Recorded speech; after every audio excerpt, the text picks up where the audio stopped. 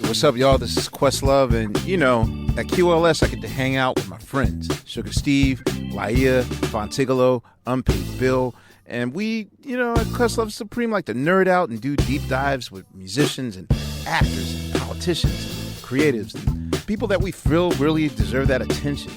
We learn, we laugh, we fall down rabbit holes. Listen to Questlove Supreme on the iHeartRadio app, Apple Podcasts, or wherever you get your podcasts. Suprema! Want to know how to leverage culture to build a successful business? Then Butternomics is the podcast for you. I'm your host, Brandon Butler, founder and CEO of Butter ATL. And on Butternomics, we go deep with today's most influential entrepreneurs, innovators, and business leaders to peel back the layers on how they use culture as a driving force in their business. Butternomics will give you what you need to take your game to the next level. Listen to Butternomics on the iHeartRadio app, Apple Podcasts, or wherever you get your podcasts. Hey, everybody. Welcome to Across Generations, where the voices of Black women unite. I'm your host, Tiffany Cross. Join me and be a part of sisterhood, friendship, wisdom, and laughter. We gather a seasoned elder, myself as the middle generation, and a vibrant young soul for engaging intergenerational conversations. Prepare to engage or hear perspectives that literally no one else has had. Listen to Across Generations podcast on the iHeartRadio app, Apple Podcasts, or wherever you get your podcasts. There's a lot of talk about mindfulness these days, which is fantastic. I mean, we all want to be more present and self-aware, more patient, less judgmental. We discuss all these themes on the podcast, but it's hard to actually be mindful in your day-to-day life. That's where Calm comes in.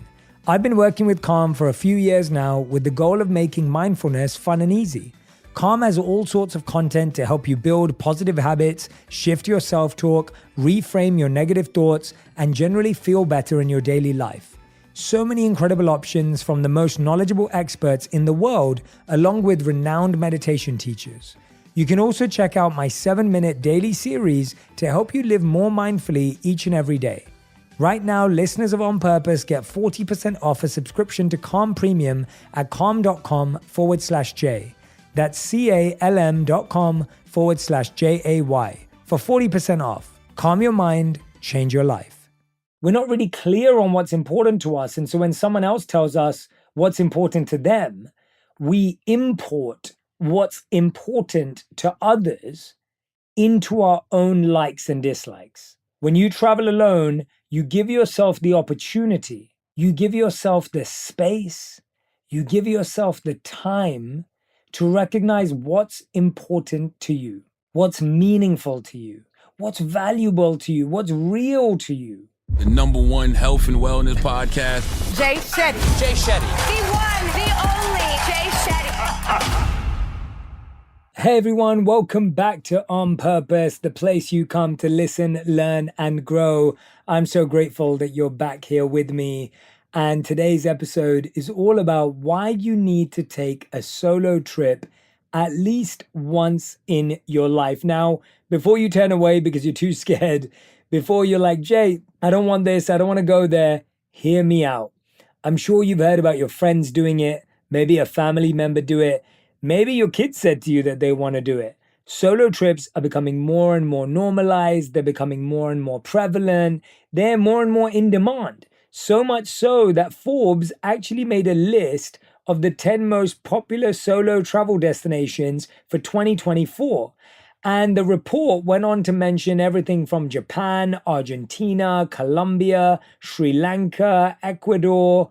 You've got Jordan on that list, Thailand, Philippines, Bali, and maybe one more as well. But what's incredible about that list is that it's showing that there's this newfound interest in traveling alone. And I know what some of you are thinking, Jay, traveling's always better when you're with other people. Traveling's always more fun when you're with family or friends or whatever it might be. But hey, I think that we're all feeling like we don't always have enough time. A lot of us are feeling we don't have enough time alone. A lot of us can't get schedules to match. Or maybe you've just gone through a breakup recently. Maybe you've gone through a life event, whether it's you're taking a sabbatical. Maybe you've been working for too long, or you want to get this in just before you start working, and you're the only one of your friends who actually has that time and energy and intention to want to do it. maybe you're curious to what it might be like. Well, today I want to give you some of the reasons, maybe to reaffirm your curiosity, or if you've never considered it at all, to maybe think about why it could be really powerful for you and useful for you as well. And so I'm really excited that you're here with me and that you're taking a chance on this, because I do believe that travel is one of the greatest gifts that we've ever been given. And the fact that today it's become simpler and easier than ever before is truly an amazing blessing that we all have in our lives. And I wanted to share one of my favorite quotes about travel that inspires this desire that we all have. And it's this one. It comes from Lisa Ling, where she said, "The best education I have ever received was through travel." I love that quote because I realized that there are so many ways to learn today, so many ways to grow, but travel definitely is one of the most special ways. So let's dive in to the reasons I think you should take a solo trip, some of my experiences, and also some of the best lessons I've learned along the way. Now, today there's a lot of talk about self-awareness. There's the need to understand who you are. And I think solo travel is by far the number one way to learn about yourself. You get to know yourself the quickest, fastest, most accelerated way when you choose to travel alone. Now, when you're traveling with others, you might be used to doing what everyone else does, or going along with what everyone else chooses. Someone else chooses the dinner spot, someone else chooses the bar, someone else chooses today's adventure, today's activity, and you might have for a long time gone along with what's known as the bandwagon effect, or as we call it, herd mentality. The idea that if enough people want to do it on the trip, you're happy to go along. Now, there's nothing wrong with that. You can have some beautiful experiences because of it, and I've definitely had some of those. But I've also realized that it's so rare for us to know what we actually want to do.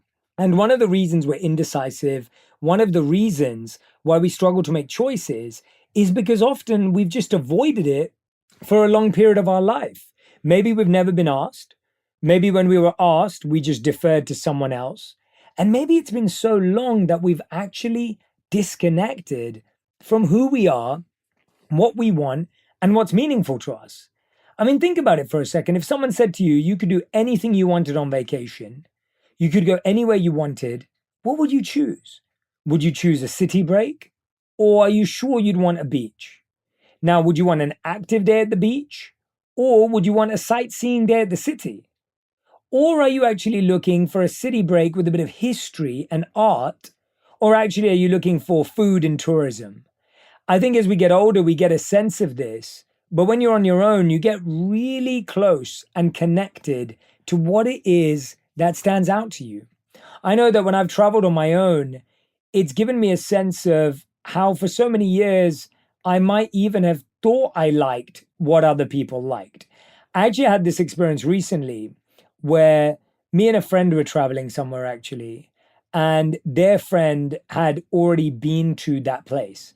Their friend was on the call with my friend, and they were talking to each other, and the other friend was saying, "I can't believe you're not doing anything. I can't believe you're not going to see any of the sights. I can't believe that you haven't rented a car. I can't believe that you're not going to go to this landmark or whatever else it may be." And I could see that it was really getting under my friend's skin. And my friend even mentioned to me, like, "Jay, are we not going to rent a car? Are we not going to do this? Are we not going to do that?" And I could tell that they felt kind of uncomfortable and insecure. Now, at this time, I didn't know where that was coming from. So I asked them, "Where's this coming from?" And they said, "Oh, no, nothing." And I said, no. Like, it feels like it's important to you. I'd love to know. And they were like, "Oh, well, I was talking to a friend who was here a couple of months back, and they made me feel like I was missing out." And I said, "Well, let's take a look at what they recommended." And so there were a couple of sites, and we mapped it from where we were staying. And it was about a 1.5 hour car journey either way. And so I said to my friend, I said, "Is that what you want to do? Do you want to take a 1.5 hour journey either way to see this site? Because we can definitely rent a car and do that if that's important to you. But I want to know if it's important to you." And I saw this look on my friend's face where they were reflecting. And then they said to me, they said, Jay, actually, I don't want to do that. We're in paradise. Why are we going to spend 3 hours in a car? And it was really interesting to me where just a few moments ago, that fear of missing out, that insecurity of I'm not doing enough, that feeling of, oh my gosh, they had all these amazing experiences. Am I wasting time? Did I get it wrong? Am I going to leave here feeling like I didn't make the most of it? We're creeping in. And so much of that happens, so much of that occurs because we haven't got to know ourselves. We're not really clear on what's important to us. And so when someone else tells us what's important to them, we import what's important to others into our own likes and dislikes, right? We literally extract and adopt what they find valuable to be valuable to us. When you travel alone, you give yourself the opportunity, you give yourself the space, you give yourself the time to recognize what's important to you, what's meaningful to you, what's valuable to you, what's real to you. And that's one of the reasons why I love working with booking.com, because they have this filter where it's easy to narrow down your search to find the perfect match for your preferences. And what's really amazing is that they have this new AI-powered trip planner, which offers personalized recommendations to help you get exactly what you need. And that might even be a great way for you to discover what you might want. And when you're doing this, here's a tip that I'd love for you to practice. And it may feel weird at first, but give it a go. When you're thinking about what you want, don't try and make a choice. Just sit with it for a second and see how both experiences feel in your body at this time. So let's say you're trying to choose between a city break or a beach break. Just sit with that for a second and see how thinking about a city break feels in your body, and see how thinking about a beach break feels in your body. What I love about this approach is that not only are you becoming more self-aware, you're actually gaining the ability to tune in to what you need. And what I'm trying to say here is that we often kind of label ourselves as beach people, city people, country people, whatever else it may be. And the truth is your body and mind may need something different right now. This is a great check-in system. I'd love for you to try it out. Number 2, this is probably one of the favorite things I've learned about traveling alone. I travel alone fairly often, both for work and for pleasure. And I've found that it deeply grows your confidence. You know what it feels like to be in a random airport, which you've never been to, probably one of the smallest, maybe one of the biggest airports you've ever been to, and navigate it. I remember years ago, I'd gone to a retreat in Europe, a meditation retreat, and I was on my way back. And I was coming back before everyone else because I had to get to a different commitment, whatever it may have been at the time. And I remember that I got late to the airport. I missed my flight. And at the time, I didn't have a lot of money, so I didn't really have enough money to book the next flight. I remember waiting at the airport for nearly, might have been like 12 to 18 hours overnight in an airport that I didn't feel fully comfortable in and didn't know anyone in and didn't know how to get by, didn't have enough money to book my next flight. And I got very, very lucky that I got to come home because the airline was very kind. And it really built my confidence. Now, first of all, it taught me never to come late to an airport ever again. So now I'm that person who turns up to every flight 3 hours early, and it drives my wife crazy because she wants to have that adrenaline feeling of running onto the plane. Whoever you are, you're all weirdos, right? Like people who want to run onto the plane. I never want to be late again. I know what it feels like to sleep there without knowing what's going to happen and figuring it out. I don't want to be in that position again. And I find that traveling alone really builds your confidence. You choose your hotel, you book your hotel, you plan an itinerary, you develop so many skills in the process. And I know you're saying that sounds basic. Well, it doesn't. When you travel alone, you have to have the skill of mapping out your day, mapping out your journey. You're learning to trust yourself. You're learning to build the skills and habits you need to function in the real world. And I found so many people that I've recommended solo travel to, they come back and they say, I feel so much more confident. I feel so much more self-assured in my abilities and my skills.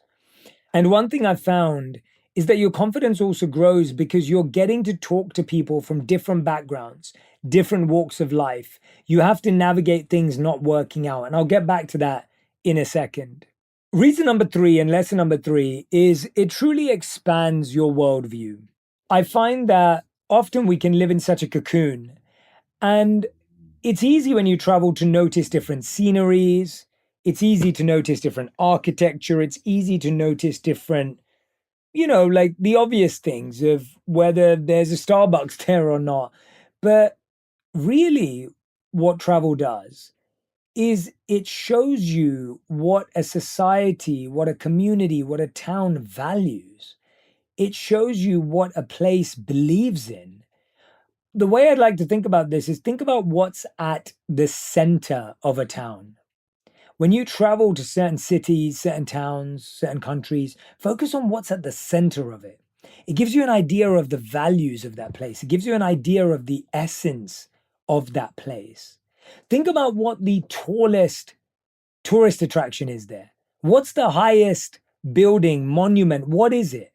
It tells you a bit about what that city sees as powerful and as an important thing in that city.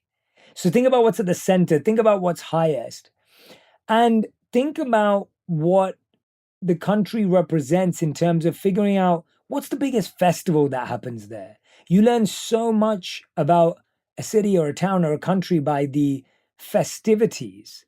And ultimately, you learn the most by speaking to the people there, which I'll get onto in a second as well. And so I really feel that there are certain methods, and those being my favorite ones. What's at the center of a city?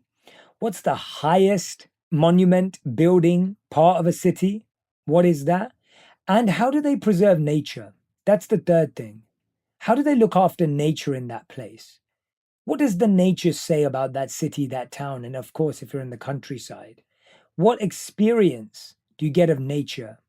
What are the festivals? What are the key events that city, town, or country hosts? This gives you a real sense of what that place is all about. And often we can miss it. We can just kind of get caught in, going out to a restaurant, hitting a tourist attraction, and not really getting to the essence, the roots of what defines that country. But it's a really beautiful, simple exercise to give that a go. And, traveling pushes you to adapt and grow in ways you might not expect. And one of the things I love about booking.com is that you can book the experiences that let you experience and explore different sides of yourself and the place. So whether you want to relax or venture into a new territory, booking.com helps you plan for whoever you want to be on your trip. And I think that's a really important part of this idea of expanding your worldview. Are you trying to expand it historically, culturally, socially, food-wise, language-wise? It's a beautiful way to think about travel. It took me years to think about travel in that way. I used to think about travel as I've been there and I've been there, done that. And then I started to realize what a not great way to travel that was. Hi, I'm Essie Cupp, and I've spent the last 20 plus years knee-deep in politics and the news. I've covered some really tough subjects, from war to genocide to 6 presidential elections, way too much Trump. And you know what? I need a break, like a mental health break from the news, from the triggering headlines. And I kind of suspect some of you listening out there might need a break too. So my new podcast is going to be just that, a fun and loose space where I talk to my famous friends and people I admire about all the stuff that consumes us when we're not consumed by politics. I did not really rebel in the 60s. I had no sex in the 70s. What? I made no money in the 80s. So when true crime came along, I missed that trend too. So many great guests are joining me, from Josh Mankiewicz to Larry Wilmore to Molly Jong Fast to Josh Gad. I'm so excited that you have this platform, and I am just hoping that I don't destroy the platform in its earliest stages. Listen to Off the Cuff on the iHeartRadio app, Apple Podcasts, or wherever you get your favorite shows.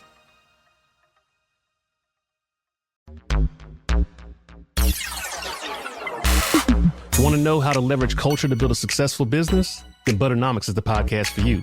I'm your host, Brandon Butler, founder and CEO of Butter ATL. Over my career, I've built and helped run multiple 7-figure businesses that leverage culture and built successful brands. Now I want to share what I've learned with you. And on Butternomics, we go deep with today's most influential entrepreneurs, innovators, and business leaders to peel back the layers on how they use culture as the driving force in their business. On every episode, we get the inside scoop on how these leaders tap into culture to build something amazing. From exclusive interviews to business breakdowns, we'll explore the journey of turning passion for culture into business.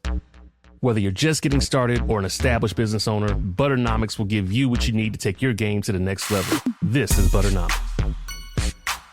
Listen to Butternomics on the iHeartRadio app, Apple Podcasts, or wherever you get your podcasts. Hey, I'm Jack Beast Thomas, the host of a brand new Black Effect original series, Black Lit, the podcast for diving deep into the rich world of Black literature. I'm Jack Beast Thomas, and I'm inviting you to join me in a vibrant community of literary enthusiasts dedicated to protecting and celebrating our stories. Black Lit is for the page turners, for those who listen to audiobooks while commuting or running errands, for those who find themselves seeking solace, wisdom, and refuge between the chapters. From thought-provoking novels to powerful poetry, we'll explore the stories that shape our culture. Together, we'll dissect classics and contemporary works while uncovering the stories of the brilliant writers behind them. Blacklit is here to amplify the voices of Black writers and to bring their words to life. Listen to Blacklit on the iHeartRadio app, Apple Podcasts, or wherever you get your podcasts. Number 4 comes from the confidence piece, but an important one nevertheless. Self-reliance and problem solving. This one's probably my favorite. I'm sure if you ever tried traveling on your own or even with a small group of friends, you're bound to encounter some challenges. Now, this is not including safety challenges and you know, I want to make sure that you're traveling safely. I want to make sure that you're traveling, you know, in a place and in a way that is protecting you from any harm. But what I mean is you may have to problem solve. You may have a flight get canceled. You may need to jump on a train. You may need to learn how to use the local system. I remember some really horrifying experiences as a kid where I saw my parents problem solving, and actually watching them problem solve gave me a sense of self-reliance in seeing how they navigated very difficult things. I remember once in a city, we didn't know how to take their subway system, and my parents maybe didn't get something stamped or whatever it was. And I remember like being separated from my parents and being held in a separate room. And I could see my parents being shouted at, and they took our passports. And it was a really uncomfortable, nerve-wracking experience for my parents and for me and my sister, who were very young at the time. And that isn't an experience I'd want anyone to have. But watching my parents problem solve, even, I mean, back in the day, I'd used to see my parents pull out a map and navigate it or ask for help. And I think all of those skills are really powerful in today's world where, of course, we become reliant on Google Maps. We don't need to ask for directions anymore. We don't need to learn how to read a map. But I think there are a lot of other aspects that you grow in when you travel alone of self-reliance and problem solving. And I think that a lot of us today are looking for that. We've become so over-reliant and dependent on others. We crowdsource everything from what outfit should I wear tonight all the way through to, is this job right for me? Or do you think I'm going to get picked, right? We crowdsource everything. When you travel alone, you get the opportunity to problem solve and be reliant on yourself. And one way to keep things stress-free is by booking with Booking.com.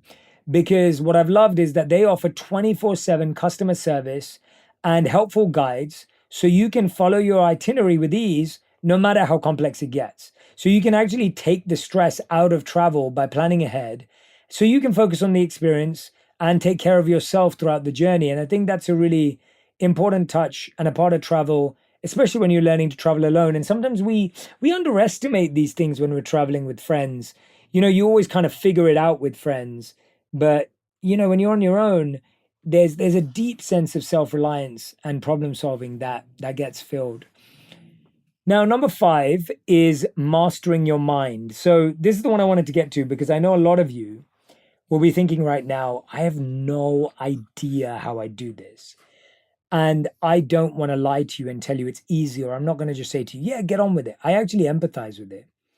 We're living at a time where We're so used to being surrounded by people. We're so used to having noise and clutter in our mind, in our space, wherever we are. And I feel traveling alone actually helps you master your mind. The first few days, it's uncomfortable. The noise and the chatter. Oh my gosh, I'm bored. Oh my gosh, why did I do this? Why did I come here on my own? What am I doing to myself? What is this? This is not right. I'm scared. I'm fearful. I'm insecure. Whatever it is, right? You're going to hear all of that. And day 2 will get a little quieter. And day 3, it will get a little quieter. You're actually learning to master the mind, to still the mind, to experience the mind in its most extreme sense of fear, and then allowing it to dissipate and noticing that you have the ability to calm and still your mind when you travel alone. Yes, there will be anxiety. Yes, it will be uncomfortable. Yes, it is taking you out of your comfort zone. For sure. It's doing all of that, right? It's doing all of that. But it's also just giving you space to say, I can actually acknowledge the voice in my head. I don't have to listen to it. I don't have to follow it. I don't have to be totally set off course for it. I can listen to it. I can hear it. And then I can choose what I want to do with it. Letting your mind slowly get quieter really allows you to build mindfulness. It really allows you to build that sense of, I don't always have to listen to the voice in my head. I don't always have to follow the loudest shout in my mind. I can learn to allow it to come and go and then listen to what remains. Number 6, you really challenge yourself to beat boredom and distractions. I'm sure you have a long list of podcasts you want to listen to, a long list of books. I'm taking a 3-day solo trip this week. And I am so excited because there are so many books that have been sitting on my desk, in my bag, and I really haven't managed to open up. And I am so looking forward to diving deep. And I know that in 3 days, I can do some serious damage onto my reading list. And I know just being present with that is going to be so powerful for me. Now, I'm obviously reading a lot of growth, a lot of personal development, nonfiction. But even if you've been waiting to escape into a book, I feel like when you solo travel, you get to almost feel like you're a part of that story. You get to feel like you're a part of that experience. And so challenge yourself to beat boredom, to beat distractions, to always be on your phone. When you're in another country, another space, another environment, another energy, another city or town, you don't have to travel to another country. It's incredible what you can achieve in terms of productivity, creativity, and just being able to disconnect from what you're used to, disconnect from what you're usually surrounded by. It's super powerful. Number 7 is vigilance. I think this is a really powerful trait. And I think some of us have it, some of us don't, and a lot of us need to develop it. What I mean by this is, can you read a room? I find that when you're surrounded by people you're used to being surrounded by, you're no longer reading the room, you're predicting